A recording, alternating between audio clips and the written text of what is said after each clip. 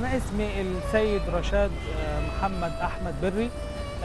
أنا من مواليد مدينة أخميم، وهي إحدى حواضر محافظة سوهاج. ومدينة أخميم تتميز بالعراقة والتاريخ الأثري الكبير، ولها سمعة وشهرة عالمية في مجال النسيج. وأنا أكتب الشعر وأكتب النقد الأدبي والنقد التشكيلي، إضافة لكوني باحث في مجال الاقتصاد والحرف التقليدية والاقتصاديات الإبداع بصفة عامة.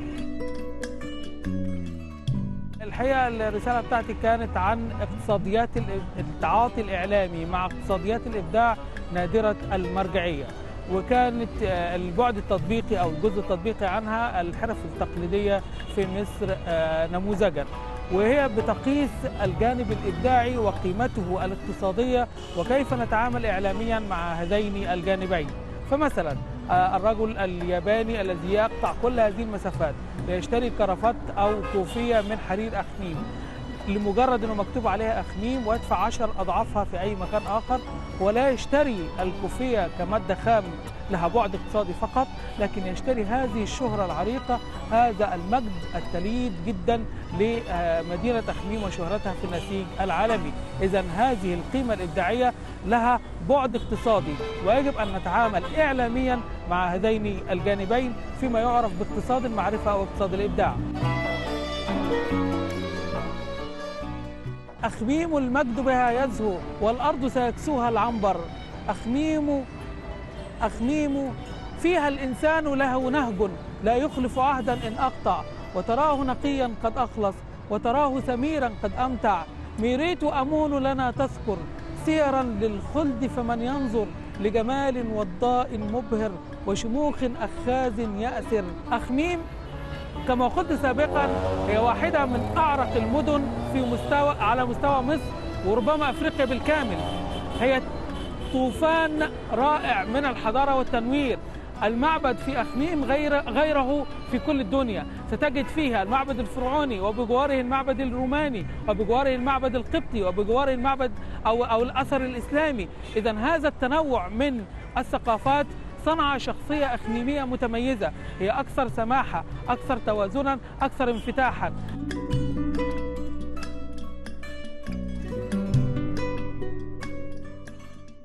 عندنا نظام تعليمي لا يكتشف المواهب فضلا عن أنه لا يصنعها. يعني النظام التعليمي إما يكتشف المواهب أو يصنعها، إحنا ما عندناش هذا. لكن من المهم جدا أن تضع يدك على موهبتك، على الأمر الذي أنت فيه متميز أيا كان، ثم تشتغل عليه بغض النظر. أنا على سبيل المثال خريج كلية تجارة، لكن أعرف تماما أنني أريد أن أصبح كاتبا، أريد أن أصبح مبدعا في هذا المجال. فاشتغلت على نفسي من أولى ثانوي. أنا كان قدامي أتعين مدرس في ثانوية تجارية ورفضت، وقدامي كان أتعين محاسب في وزارة الثقافة ورفضت، قدامي كان أتعين في مركز دراسات جدوى كبير جدا ورفضت، لأنني قررت منذ البداية أنني لن أنجح إلا فيما أحب، وبالتالي لكن الحب وحده لا يكفي. فأي موهبة مهما كانت عظيمة محتاجة أنك تشتغل عليها وتعلم نفسك فيما يعرف في الغرب بالتعليم الذاتي. لكن عاوز أقول أن الغرب ساعات بيضحك علينا. لو جينا قلنا أن الغرب يفتقد إلى حد ما لفكرة الإبداع التي يتميز بها الشرق، وبيستعيد عن هذا بالنظام الشديد جدا والمتقن جدا فيما عرف ب يعني التخصص التقسيم العمل بتاع فريدريك تايلور. احنا عندنا ابن سينا وابن رشد وفيلسوف وطبيب وعالم وفلكي ورياضي وشاعر إلى آخره.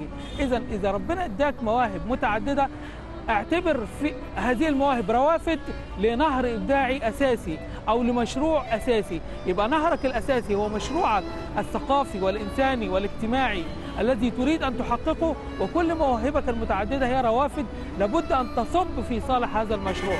هذا ما فعلته، وبالتالي كانت علاقتي بالفن التشكيلي أو بالشعر أو بالأدب أو بالنقد الأدبي تصب في صالح هدفي الأساسي، وأن أصبح إعلاميا متميزا وباحثا مجتهدا. بحمد الله في الفترة الأخيرة والأجيال الجديدة أمامها نماذج رائعة من القدوة.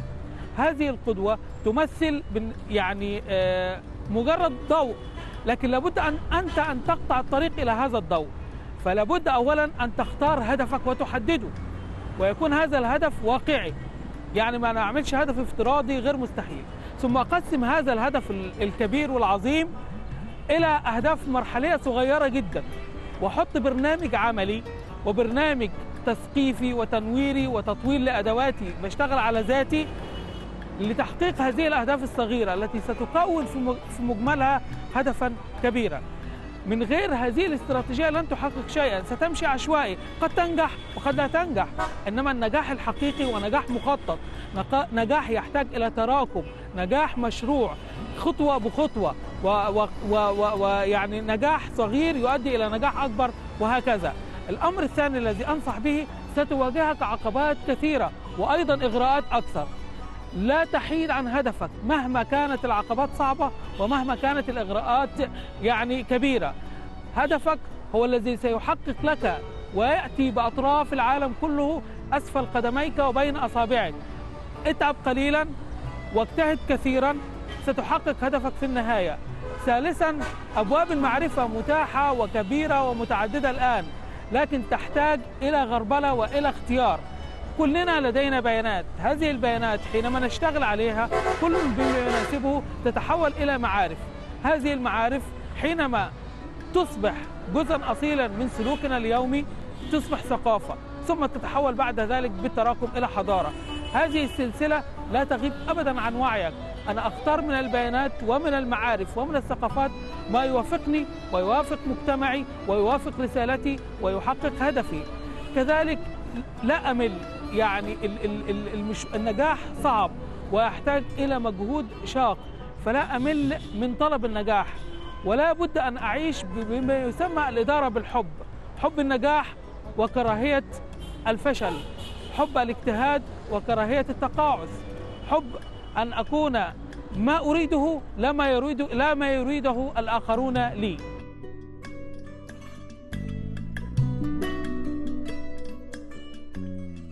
الحقيقة يعني الشباب في هذه الفترة معذور ومشوش. كل الفترات الانتقالية في حياة الشعوب هي فترات رمادية يطرح فيها الأمر وعكسه والشيء ونقيضه. أقول للشباب أولا، ضعوا مقولة إنجلس: من يغير الوعي يغير العالم في أذهانكم. دائما حافظوا على وعيكم. ثانيا، بالبلد كده ما تديش دماغك لحد، دائما كن أنت صاحب الخيار الأخير. ابحث وناقش ومحص كل الأطروحات أمامك، لكن اختر فقط ما يمليه عليك قلبك وضميرك ويقتنع به عقلك. أقول له أيضا، لا تفكر بأذنك فتنخدع بالشعارات، ولا تفكر بقلبك فتنخدع بالعواطف. فكر بعقلك وفكر في المفاهيم وليس في المقولات. لأي شيء في الدنيا أبعاد ثلاثة: الشيء ودوافعه ونتائجه، لا تغفل شيئا من هذا. أيضا أقول للشباب، أنتم الآن على مفترق طرق، لكن أنتم أيضا أصحاب المصلحة الحقيقية في هذا المستقبل وفي أن يكون هذا الوطن ناجحا. فاعملوا لهذا ولا تجعلوا أحدا يعرقلكم، ولا تنصتوا إلا لصوت ضمائركم وإلا لصوت وطنكم. أنا أحلم لنفسي بأن يعني أكون يعني كاتبا صحفيا يحمل رسالة القلم التي ذكرها الله في القرآن في سورة النبأ على حق، وقادرا على تقديم رسالة محترمة تفيد هذا الوطن وتجعل الإعلام جزءا من الحل وليس جزءا من المشكلة.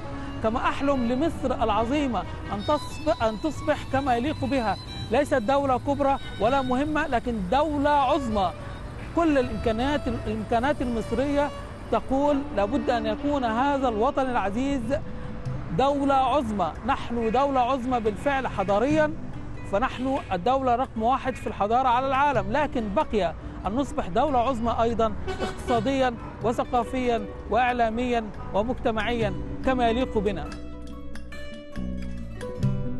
وراءنا ماض نفخر به، ونحيا حاضرا قد نخجل منه، لكن أمامنا مستقبل لا بد أن نعبر إليه.